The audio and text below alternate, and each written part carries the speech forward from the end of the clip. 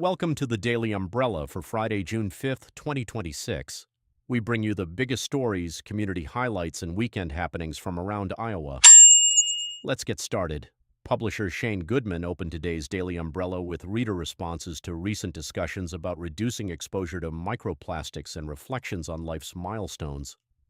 Readers shared practical suggestions such as buying secondhand clothing, choosing cotton over synthetic fabrics, and using reverse osmosis water filtration systems.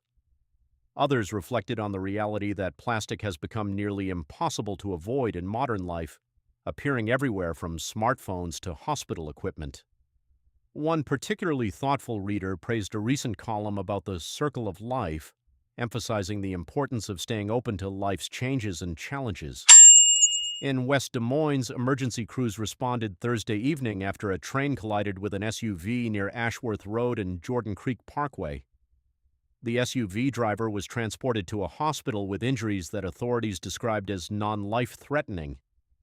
Meanwhile, a tragic crash in Union County claimed the life of a 19-year-old Thursday afternoon.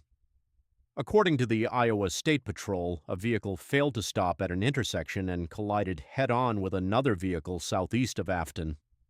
The Iowa State Auditor also released new findings regarding Madison County's finances. Recent reports covering fiscal years 2023 and 2024 identified concerns that Auditor Rob Sand described as significant, adding another chapter to ongoing scrutiny of county operations. Looking beyond Iowa, Congress is considering changes that could weaken state-level farm animal welfare laws as lawmakers work on the next federal farm bill. The debate highlights tensions between state regulations and national agricultural policy. Nationally, agricultural officials are closely monitoring the return of the New World screwworm fly, a pest whose flesh-eating larvae threaten livestock. An infestation has been confirmed in South Texas, raising concerns for the cattle industry. Internationally, the United States announced sanctions against Cuban President Miguel Diaz-Canel and several associates, increasing pressure on Cuba's leadership and prompting criticism from Havana. Here's what Iowa's weather is shaping up to look like. Friday brings a chance of rain with a high around 85 degrees. Saturday looks warmer and partly cloudy with highs near 87. By Sunday, thunderstorms are possible, with temperatures reaching the mid-80s. For allergy sufferers, grass pollen levels remain moderate while tree pollen and ragweed are currently low. One of today's featured stories highlights the beauty of Iowa through photography. City View Living magazine is showcasing winning images from the 16th annual Keep Iowa Beautiful photography contest.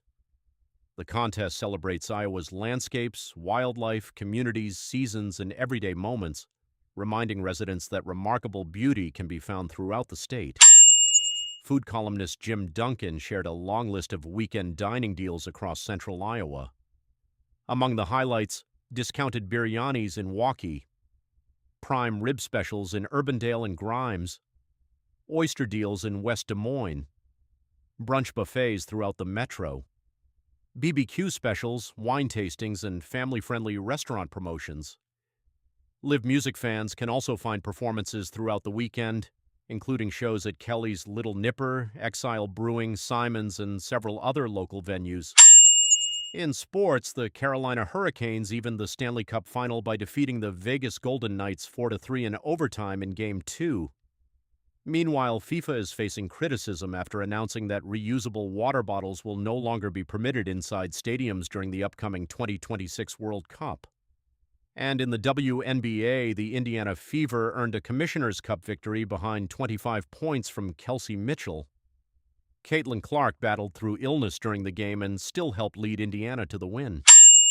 On this day in history, in 1968, Senator Robert F. Kennedy was fatally shot after winning the California presidential primary. In 2004, former President Ronald Reagan passed away following a long battle with Alzheimer's disease. And finally, today's newsletter ends with a riddle. What did the gingerbread man put on his bed?